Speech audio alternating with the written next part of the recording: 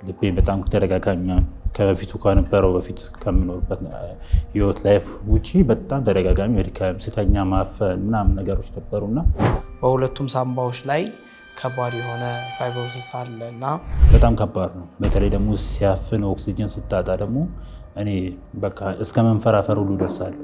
ህክምና ውጤትህን ስመለከተው በመሃል ብዙ ነገሮች እያለፉ በሚመጣበት ሰዓት ላይ በምን አይነት መልኩ አስተናገድከው? ከልጅነት ጀምሮ ህመሙ ካለ በዚህ በልቡ ኬዝ ላይ ክትትል በማድረግበት ሰዓት ላይ ባላሰብኩት ሁኔታ ውስጥ መደካከም፣ አንተ ደግሞ በእንዲህ ያለ የጤና ኮንዲሽን ላይ ሆነ ይሰራል ወይስ አይሰራም የሚል ነው። ነገር ግን እዚህ ኢስታንቡል በምጠይቅበት ሰዓት ላይ እጅግ ከባድ እንደሆነ ነው። ይሄ ባይላተራል ለንግ ፊብሮሲስ ነው። እሱም ሲቪየር ነው። ለ12 ሰዓት ያክል ነበረው ኦክሲጅን የምጠቀም የነበረው። በሰዓቱ ራሴን ስታለው መንገድ ላይ ወደኩኝ። የትዳር አጋርህ በዚህ ትመሰገናለች ብዬ አምናለሁ። አውደ ምሕረት ላይ ነው የምቀመጠው የምሰማው ቃል እግዚአብሔር እና እንዳልኩ ቀደም ብዬ ትንሽ ሲታመም እግዚአብሔርን የሚያማርር ይሆን ብርታት እንዲሆነኝ ያደረገኝ እግዚአብሔር ቃል ነው።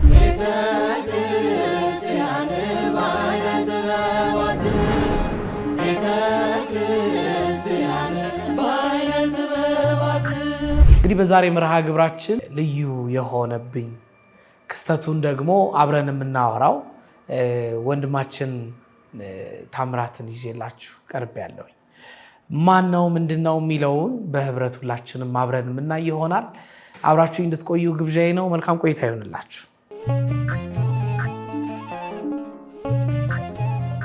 ታምራትን እኔ ያገኘሁትኝ እርግጥ ከዛም በፊትም ትውውቃለን፣ ግን ደግሞ ሙሉ ለሙሉ የሃይማኖታዊ ክብረ በዓል ላይ በዚህ በኦክሲጅን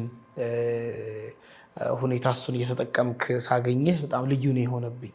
ብዙ ጊዜ አንዳንድ ወጣ ያሉ ነገሮች ሰዎች እግዚአብሔርን የሚያመሰግኑበት ብዙ ምክንያት ሲኖራቸው እግዚአብሔርን ላለማመስገን ደግሞ ጥቂት ነገርን ይፈልጉና እግዚአብሔርን አያመሰግኑትም።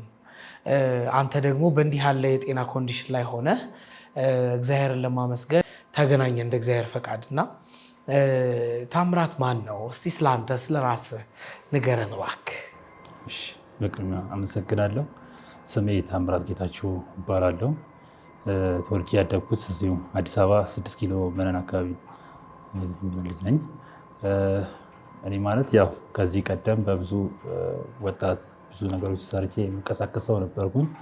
ዛሬ ላይ በዚህ ሁኔታም ደግሞ ሰው ደግሞ እግዚአብሔር እንዳመሰግን እድል ሰጥቶኝ እያመሰገንኩ የሚኖር ሰው ኦክሲጅን እየተነፈስኩ ደግሞ ባለኝ ቀሪ እድሜና ጸጋ እግዚአብሔር በሰጠኝ ደግሞ የማመሰግን ሰው ነኝ። በጣም ጥሩ ታሜ፣ የታምራት አስተዳደግ ምን አይነት ነበረ? ምክንያቱም አሁን ላይ ያለበት ኮንዲሽን ከጊዜ በኋላ የመጣ ነው እና የተማርክባቸው ትምህርት ቤቶች የነበረ አክቲቪቲ ምን ይመስል ነበረ? ያው እንዳልኩት ወልጄ ያደግኩት መነን አካባቢ ነው ከቤተሰቦቼ ከእናት ከአባቴ። እናም በልጅነቴ አፄ ናክቶላ የሚባል አፍንጮ በር የሚባል እስከ 8ኛ ክፍል የተማርኩት። ከዛም አልፎ ደግሞ ተደጋጋሚ ህመሞችም በጊዜው በሰዓቱም ስለነበሩ ረዥም ጊዜ ነበረ በህመም ላይ ቆየሁት። ትምህርት ላይም ወጣ ገባ እያልኩ ነበረ መማር የነበረው። በዚህ ሁኔታ ውስጥ ብዙ ቻሌንጆች በእኔ ጉዳይ ለቤተሰቦች ብዙ ፈተናዎችን አይተዋል። ነገር ግን እግዚአብሔር ይመስገን ብዙ ነገሮችን እያለፍኩም የእነሱን ብርታት የራሴን ደግሞ ጥንካሬ እግዚአብሔር ጨምሮበት ብዙ ነገሮችን አሳልፌያለሁ። ከዛም ባለፈ በሰንበት ትምህርት ቤት በሚስኪያ ዞን መድኃኔዓለም በሰንበት ትምህርት ቤቶች እንደዚሁ የመዝሙር ጥናት እንዲሁም ደግሞ የአገልግሎት የአውደ ምሕረት አገልግሎቶችን እሳተፍ ነበረ በልጅነቴ ጀምሮ ማለት ነው። ያን በምሳተፍበት ሰዓት ደግሞ ትልቅ ብርታት ነው የሆነኝ፣ ለእኔ ብዙ ስንቅ ነው የሆነኝ ብዬ አስባለሁ እና በዚህ ሁኔታ ውስጥ ነበረ ያሳለፍኩት። ሁለት ወንድሞች ታላላቅ አሉኝ፣ እኔ የመጨረሻ ልጅ ነኝ ከቤተሰቦቼ። እናም በእነሱም ደግሞ ብዙ ብርታትና እገዛ ከቤተሰቦች ጋር ጭምር ማለት ነው እዚህ ደርሻለሁ። በጣም ጥሩ። እስቲ ስለ ህመምህ እናውራ። እንዴት ነበረ ይህ ህመም አንተ ላይ የተከሰተው? በምን ምክንያት ነው? ከልጅነት ጀምሮ ሲመጣ ሲሄድ የነበረ ነው? የባሰ ነው? እስቲ ስለሱ እናውራ። አዎ፣ ይሄ ማለት በፊት የሚያምኝ የነበረ ተደጋጋሚ የጆሮ ኬዝ ነበረ። የጭንቅላት ነርቭ እንደተጎዳ ነበረ እና በዛ ሰዓት ኃይለኛ ፈሳሽ ይፈሳ የነበረ። ከዛም አልፎ ደግሞ ትምህርት በመማርበት ሰዓት ትልቁ ችግር የነበረው በጣም በተደጋጋሚ ራስ መሳት ኬዞች ነበሩ። ለዚህ ኤፒሌፕሲ ከሚባሉት ነገሮች ጋር በጣም ብዙ ፈተናዎች ነው በዛቱ ያሳለፍኩት የነበረውና ነገር ግን እነዛንም እያሳለፍኩ ትምህርትንም ጎን ለጎን ደግሞ እንቅስቃሴዎችም የእንጨት ስራ ሙያ ሰራ ነበረ። ጎን ለጎን በጣም ሙያ ላይ በጣም የምፈልገው እንትን ስለነበረ በልጅነት ጀምሮ እሱ ስራ ላይ ይሳተፍ ነበረ። ከዛም አልፎ ግን በአፍና በአፍንጫ ተደጋጋሚ ነስር ይነስረኝ ነበረ። ሕክምናዎችን እያደረኩኝ ከየካቲት 12 ሆስፒታል ነበር ሕክምና የጀመርኩት። ከየካቲት 12 ሆስፒታል እየተከታተልኩ ምን እያልኩ ባለሁበት ሰዓትም ወደ ጴጥሮስ ላይ ሽሮ ሜዳ የሚገኝ ሆስፒታል አለ። እዛ ተላኩኝ። እዛው ሕክምና እያደረጉ ደግሞ ትንሽ የልብ ኬዝ አጋጠመኝ ማለት ነው። ያ የልብ ኬዝ ደግሞ ፕሬዠር በጣም የመምታት አይነት ተደጋጋሚ እንትን ማለት ነበር እና የዛ ሰዓትም ደግሞ እዛ እየተከታተልኩ በጣም ከአቅም በላይ በሚሆንበት ሰዓት ላይ ወደ ጥቁር አንበሳ ስፔሻላይዝድ ሆስፒታል ሪፈር ተደረገልኝ ማለት ነው። ያኔም ሪፈር ተደርጎልኝ እዛው ክትትል አደርግ ነበረ። እዛው እየተከታተልኩ ከአንዴም 4 ጊዜ ነው በሁለቱም ጆሮ ሰርጀሪ ሰራሁት ማለት ነው። በጆሮ የመፍሰስ ታምቡር መቀዳደም ስለነበረው እሱን እየተከታተልኩ ባለበት ሰዓት ነበረ እየሄድኩ በብዙ ነገሮችን እያሳለፍኩ ስራ የምሰራ ነበረ። እንደ ኖርማል ሰው በቃ ወጥቼ ገባ ነበረ። ነገር ግን ከጊዜ በኋላ ብዙ ነገሮች እየተቀየሩ መጡ። በተለይ የዚህ የሚጥለው ህመም በጣም ተደጋጋሚ የሆነ በብዙ መንገድ ላይ ራሴን መሳት ቱቦ ውስጥ እስከ መውደቅ ደርሼ ነበር። ቱቦ ውስጥ ገብቼ ሰዎች ምንም በቃ ብዙ ጉዳቶች የደረሱብኝ የነበሩት እና ነገር ግን እነዛን ሁሉ አልፌ ደግሞ አሁን ላይ ባለሁበት ሁኔታ ደግሞ በዚህ በልቡ ኬዝ ላይ ክትትል በማድረግበት ሰዓት ላይ ባላሰብኩት ሁኔታ ውስጥ መደካከም ልቤን በጣም ተደጋጋሚ ከበፊቱ ከነበረው በፊት ከምኖርበት ህይወት ላይፍ ውጪ በጣም ተደጋጋሚ መድከም፣ ስተኛ ማፈን ምናምን ነገሮች ነበሩና ያንን ነገሮች እያሳለፍኩ እኔ ደግሞ በብዛት በእነዚህ አይነት ነገሮች ሲያጋጥምኝ ጸበል፣ እምነት፣ ቤተክርስቲያን ነው በጣም ማዘውተሮ የነበረው። ገዳማት ነበረ እየሄድኩ ጸበልን እየጠመኩ ራሴን በዛው ትሪት ለውጥንም እያየሁበት ብዙ ነገሮችን ያለፍኩ የነበረውት ግን ነገር ግን በመሀል ብዙ ነገሮች እያለፉ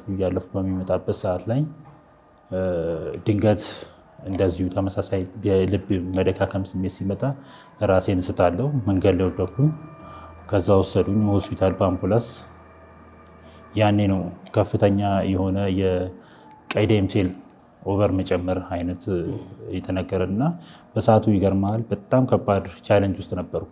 ማለት ከአቅም ደረጃም ውጭ ድረስ ምርመራዎች እንዲላኩ ሁሉ ተልከን ያንን ለማሰራት ሁሉ ከአቅማችን በላይ ነበረ እና ያንን ስንታዘዝ ከጎረቤትም በብዙ ነገሮችም ተበድረው ያንን ምርመራ አሰርተን ድጋሚ ይሄ ትክክል አይደለም ሌላ ምርመራው ተብሎ እሱንም ምርመራ ድጋሚ ደግሞ ሌላ ውጣ ውረድ ገጥሞን እሱንም እንደዚሁ በስንት መከራ አሰራና የሚያሳየው ምንድነው እነሱ ወደ ቸስት ክፍል ይላኩኝ። ይህን ውጤት ካዩ በኋላ ወደ ቸስት ክፍል ነበር ይላኩ። ቸስት ክፍሎች ግን ሲቲ ስካን እና እንደዚሁም ኤክስሪ ምናምን ምርመራዎችን እስካታዘዝኩ በኋላ የሳምባ ቱቦ መስፋት ኬስ እንዳለ ያሳያል። ያም ደግሞ በአንደኛው ሳምባ ቀኝ በኩል ጠባሳ አለ። እሱም ደግሞ የተወሰነ ታይም ነበር ለ12 ሰዓት ያክል ነበረ ኦክሲጅን የምጠቀም የነበረው በሰዓቱ እንድጠቀም የሚታዘዘልኝ። ከጊዜ ወደ ጊዜ ግን ህመሙ እየባሰብኝ እየጠነከረ መጣ። በዛም የተነሳ ደግሞ በጭንቅላት ነርቭ ምክንያት የተነሳ ይሄ እግሬ በጣም ሊታዘዝልኝ አልቻለም። ሙሉ ለሙሉ ዳሜጅ እየሆነ መጥቷል። የፊዚዮቴራፒ ሁሉ ጀምሬ ነበረ። በዚህ ልብ ፕሬዠር መምጣት ምክንያት በዚህ ሁኔታ ውስጥ ፊዚዮቴራፒ መስራት የማልችልበት ሁኔታ ነገር ሲመጣ አሁን ላይ እንደምታየው በኦክሲጅን የተንቀሳቀስኩ እስትንፋሴንም አርቲፊሻል በሆነ ኦክሲጅን የተነፈስኩ ያለሁት። የህክምና ውጤትህን ስመለከተው ከሲቪየር ፖልሞናሪ ሃይፐርቴንሽን አለ። ይሄ ማለት በሳምባ የደም ስሮች ውስጥ ያለ የደም ግፊት በጣም ከፍተኛ ነው። ይህም ደግሞ የልብን ስራ ያጨናንቃል ይላል። ተጨማሪ ሁለተኛው ደግሞ ይሄ ባይላተራል ለንግ ፊብሮሲስ ነው። እሱም ሲቪየር ነው። በሁለቱም ሳምባዎች ላይ ከባድ የሆነ ፋይብሮሲስ አለ እና ይህም ደግሞ ሳምባን እንደ ልቡ እንዲሰራ አያደርገውም፣ አየር እንዲያስገባ አያደርገውም እና ተጨማሪ ደግሞ የሳምባ የአየር መተላለፊያ ቱቦዎቹ በቋሚነት የሰፉና የቆሰሉ መሆናቸውን ይሄ ሜዲካል ሪፖርትህ ያብራራል። እና እንዴት ነው አሁን አንዳንድ ሰው አለ ህመም ከመጣ በኋላ ህመሙን የሚቀበልበት የራሱ የሆነ የጭንቅላት አቀባበል አለው። አንዳንድ ሰው በትንሹ እንዳልኩ ቀደም ብዬ ትንሽ ሲታመም እግዚአብሔርን ያማርር ይሆናል።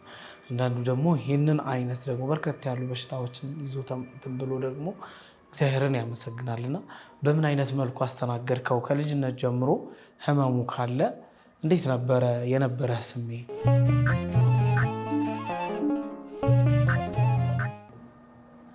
ማለት በእርግጥ ከባድ ነው። እንዲህ ስናወራው እንደቀላል እናወራው ይችላለን። ምክንያቱም ዛሬ እንደዚህ ደህና ብሆን 2 ቀን ወይ 3 ቀን ታመምበታለሁ። በጣም ከባድ ነው። በተለይ ደግሞ ሲያፍን ኦክሲጅን ስታጣ ደግሞ እኔ በቃ እስከ መንፈራፈር ሁሉ ደርሳለሁ። ኦክሲጅን በሚያጥረኝ ሰዓት ላይ እስከ መንፈራፈር ድረስ ሳሉ በጣም ይጠነክርብኛል። ነገር ግን ባለኝ ነገሮች ደግሞ እንዳልኩ የኋላ ስትሪዎች የብዙ ነገሮችን እንድጠነክር ያደረገኝ ትልቁ ነገር ደግሞ ለሁሉም ነገር እጅ እንዳለመስጠት ብርታት እንዲሆነኝ ያደረገኝ የእግዚአብሔር ቃል።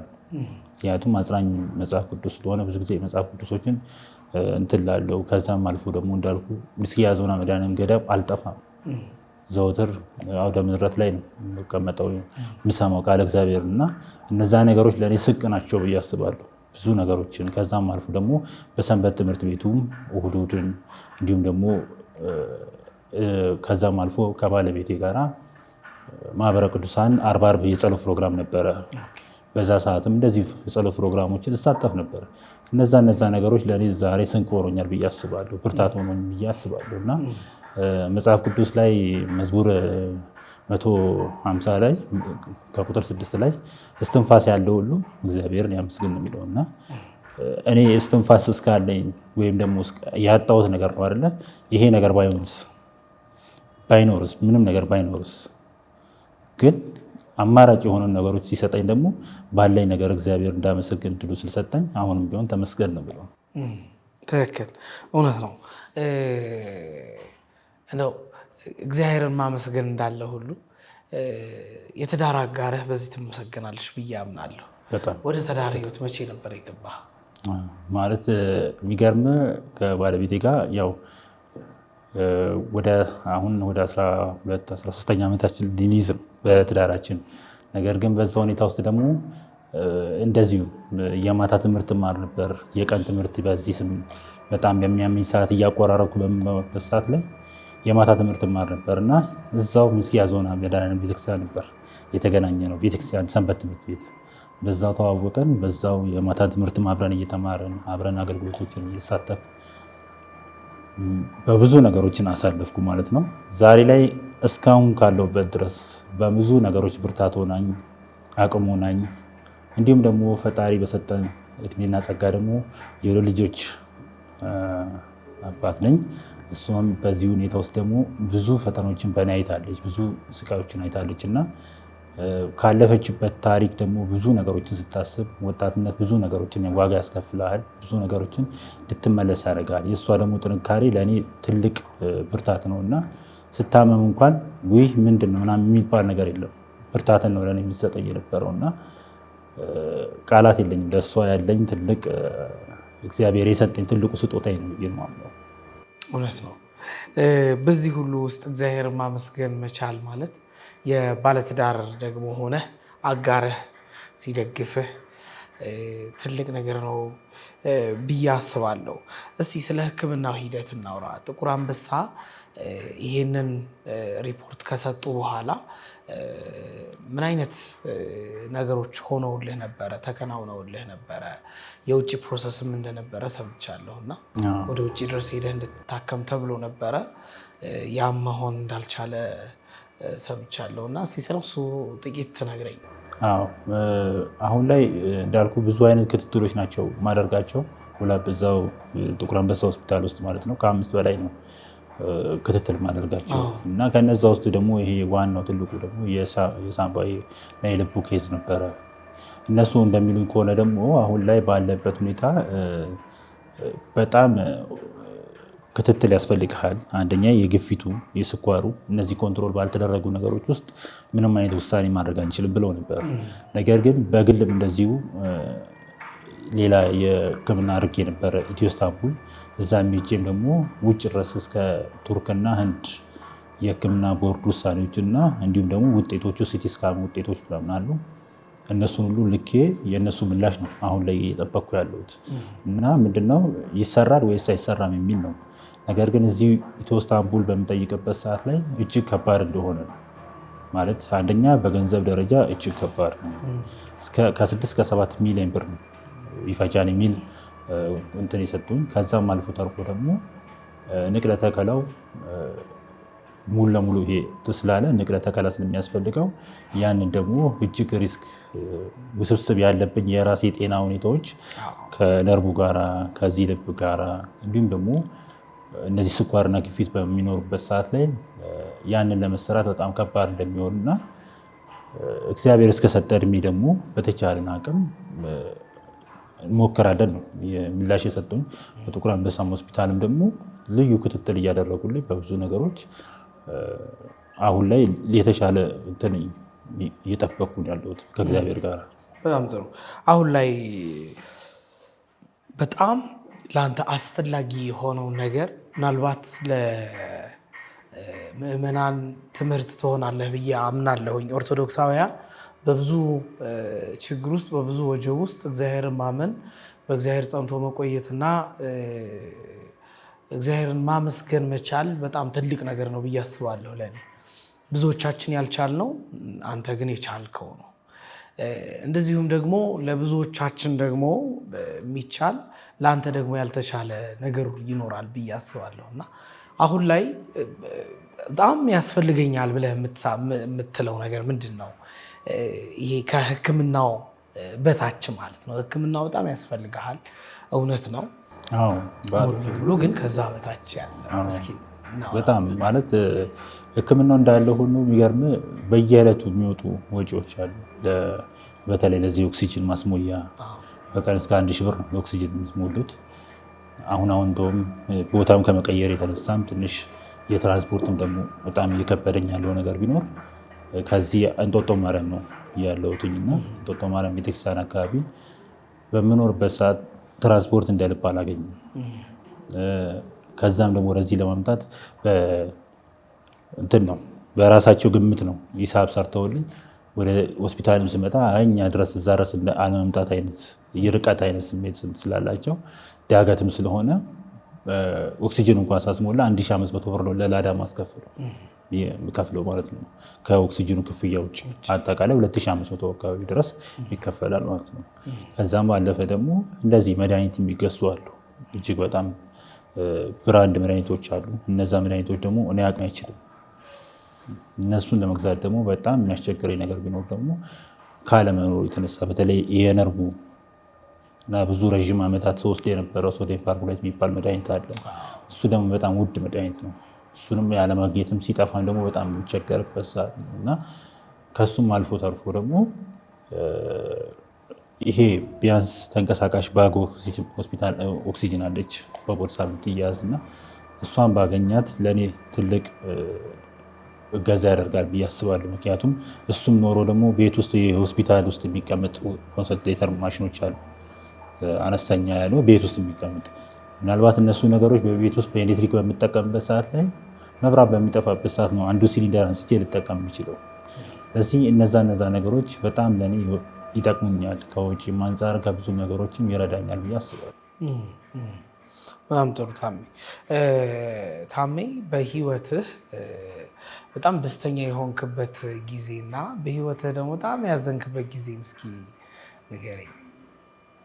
በጣም ደስተኛ የሆንኩበት ቢጀምርልህ ከባለቤቴ ጋር ቅዱስ ሥጋ ወደሙ የተቀበልኩበትን ጊዜ በጣም ደሰትበት ማለት በትዳር ውስጥ ያንን ነገሮች እንኳን ብዬ ባልሄድም ከዛም በኋላ ከአባቶች ጋር ቀኑን ተቀብለን ያንን ነገር በማድረጌ እጅግ ደስተኛ ነኝ። በማዘን ደረጃ ስታስበው ደግሞ ወጣትነት ብዙ ጊዜ ነገሩ ወደኋላ ስታስበው ነው እንድታዝንም ያደርጋል። ነገር ግን ብዙ ነገሮችን አሳልፌ ብዙ ነገሮችን ደግሞ እዚህ ስደርስ በቃ ለዓላማ ነበረኝ። ያ ዓላማ ምንድን ነው? እናት አለችኝ፣ አባትም ነበረኝ። አሁን በህይወት የለም። ቤተሰቦች በቃ እነሱን የተሻለ ቦታ የማድረስ ህልም ነበረኝ፣ ሀሳብ ነበረኝ። እነሱን የተሻለ ቦታ ላይ እናቴን በተለይ በጣም እናቴ በእኔ ህመም ውስጥ ብዙ ዋጋ ከፍላለች። እሷን ማስደሰት ነበር ዓላማዬ። እሷን በቃ የተሻለ ካለባት ነገሮች ሁሉ ደስተኛ ሆና እንድትኖር ነበር የማስበው እና ብዙ ነገሮች ደግሞ ሚክስ ያደረጉ ከዛም ወደኋላ የሚያስቀሩ ችግሮች አጋጥሞኝ ነበረ። ያም ደግሞ ቤት መቃጠል ነበር። ሙሉ ለሙሉ ቤት ተቃጥሎብኝ አባታችን በዛው ነው ያጣነው በእሳት ቃጠሎና ያ ሲፈጠር እጅግ በጣም አዝኛለሁ። ምክንያቱም እየሄደ ነገሮች ሲሸረሸሩብህ ለእናቴም ትንሽ ግብድ የሆነ ችግር የሚሆነው ለወንድሞቼም እንዲሁም ደግሞ ለባለቤቴም ብዙ ቻሌንጅ የሚፈጠረው እና እንጃ እንዴት ብዬ ልንገር። በጣም ያዘንኩበት ጊዜ ቢኖር አሁን በተለይ እቺ ጥር ወር ላይ ጥር 18 ነበረ የዛሬ 5 ዓመት ቤቱ የተቃጠለው እና ያንን ነገር ሳስበው የማዝንባቸውና የሚከፋባቸው ታይሞች ናቸው። ያ ነው በጣም ትብለኝ። በጣም አዝናለሁ። ስለዚህ ታሜ አሁን ፋይናንሻሊ ማን ነው በጣም ሰፖርት እያደረገ ያለው? ሳየህ በዊልቸር ላይ ስለሆንክ ስራ የሚያቆምክ ይመስለኛል። ከባለቤትህም 2 ልጆች ካሉ ደግሞ ትንሽ አስቸጋሪ ነው የሚሆነው እና ማን ነው የሚያግዛችሁ ፋይናንሻሊ? ፋይናንሻሊ እንግዲህ አሁን በዚህ ኦክሲጅን መጠቀም ከጀመርኩ 3 ዓመቴ ነው። 3 ዓመት ሙሉ እንግዲህ ሶሻል ሚዲያ ላይ ቲክቶክ ላይ ነው የራሴ ፕሮፋይል አለኝና ያኛው ታምራት ጌታቸው ቲክቶክ አካውንት ላይ በዛም በብዙ ደጋግ ኢትዮጵያውያኖች በውጭም በሀገር ውስጥም የሚኖሩ በብዙ ነገሮች አግዞኝ እዚህ ደረስኩት። ነገር ግን እኔ እንጃ አመስግኝም አልጨርሳቸውም። እግዚአብሔር ይስጣቸው በብዙ ነገር። አሁን ላይም ቢሆን ደግሞ ሁሌም ሆኗል ወይ ተብሎ ሳይሆን በየዕለት የራሴ በጣም እንዳልኩ ትራንስፖርት ማጣት፣ ኦክሲጅን ማስሞላት ትሳቀቃለህ። በቃ እንዴ ዛሬ ላላስሞላ ይችላሉ እንዴ ይችላል እና በጣም ከባድ ናቸው። ነገር ግን በእንደዚህ በሶሻል ሚዲያ ላይ ነው ይህንን ነገሮችንም ሰፖርት እያደረጉ ኑሮዬንም በዛው ደረጃ እየገፋው ያሉት። ታሜ ማመስገን የምትፈልገው መግለጽ የምትፈልገው ነገር ካለ? እኔ ጥያቄዎቼን ጨርሻለሁኝ። አንተ ይሄን ማለት ፈልጋለሁ የምትለው ካለ እድሉን ልስጥህ። በቅድሚያ ድንግል ልጅ መድኃኔዓለም ክርስቶስ መድኃኔዓለም ክብሩን እሱ ይሰድልኝ። ከምንም በላይ እዚህ የደረስኩት እዚህ የቆምኩት ዛሬ ላይ ሳይገባኝ እዚህ ያቆመኝ መድኃኔዓለም ነው። ለሱ ክብሩን ይሰድ። ከዛም የተረፈ በብዙ ነገር ደከመኝ ሰለቸኝ አቃተኝ ሳይሉ ቤተሰቦቼ፣ እናቴ እንዲሁም ደግሞ ባለቤቴ ማመስገን እፈልጋለሁ። በጣም እጅግ ልጆቼንም ጭምር ማለት እነሱ በእኔ ተፈትነዋል እና በብዙ ነገሮች እነሱን ቤተሰቦቼንም ማመስገን እፈልጋለሁ። ከዛ በመቀጠል የኢትዮጵያ ሕዝብ በሀገር ውስጥም በውጭም ሆነው ለሚያግዙኝ አለው በርታ ለሚሉን በጸሎታቸውን ለሚያስቡኝ ሁሉ ከልብ ማመስገን እፈልጋለሁ። ከዚህ በመቀጠል ግን ካለውበት ሁኔታ አንጻር ሁላችሁም አሁንም ቢሆን ድጋፋችሁ አይለይ። በጣም እጅግ ከባድ ሁኔታ ውስጥ ቻሌንጅ ውስጥ ቢሆንም ደግሞ የየዕለት የጭንቅ ቀኖችና የጭንቅ ሌሊቶች ስለማሳልፍ ይህን ችግሬን ደግሞ አይታችሁ ከጎኔ እንድትሆኑ በልዑል እግዚአብሔር ስም እንጠይቃለሁ። አንተንም በእውነት በጣም ነው የማመሰግነው። እግዚአብሔር ያክብርልኝ፣ እድሜ ከጤና ጋር ይስጥልኝ። እግዚአብሔር ከምንም በላይ ደግሞ በጸሎታችሁ አስቡ። ክቡራን ተመልካቾቻችን እንግዲህ ዛሬ ከታምራት ጌታቸው ጋር ቆይታ አድርጌ ያለሁኝ እግዚአብሔርን ለማማረር ምክንያት ሳይሆን መፈለግ ያለብን እግዚአብሔርን ለማመስገን ምክንያት ፈልገን በምስጋና ጸንተን እንድንቆይ ምልክት የሆነን ወንድማችን ነው ብዬ አስባለሁ። ታምራት አሁን ላይ ያለበት ሁኔታ ሙሉ ለሙሉ በኦክሲጅን ነው የሚንቀሳቀሰው። እኛ ደግሞ ኦክሲጅን ባግ ብንገዛለት ለእርሱ በጣም ይጠቅመዋል፣ እንደ ልቡ እንዲንቀሳቀስና ከዕለት ተዕለት ወጪዎች እንዲድን እናደርገዋለን። በውጭም በውስጥም ያላችሁ ልበቀና ኢትዮጵያውያን ታምራት ጌታቸው ብላችሁ በቲክቶክ አካውንቱ ልታገኙ ትችላላችሁ። ተጨማሪም ደግሞ ስልክ ቁጥሩን ከታች አስቀምጥላችኋለሁ። እየደወላችሁ ማገዝ የምትፈልጉ ታምራትን እንድታገኙት አለንልህ እንድትሉት አደራ እላለሁኝ። እንግዲህ እግዚአብሔርን የምናመሰግንበት ብዙ ምክንያቶች አሉንና ታምራትን አይታችሁ ደግሞ ሁላችሁ እግዚአብሔርን እንድታመሰግኑ ጥሬን አቀርባለሁኝ። በእውነት እግዚአብሔር ይህንን ስላደረገ የተመሰገነ ይሁን እላለሁኝ። መልካም ቆይታ እንዲሆንላችሁ ግብዣዬ ነው። ቤተ ክርስቲያን ቤተ ክርስቲያን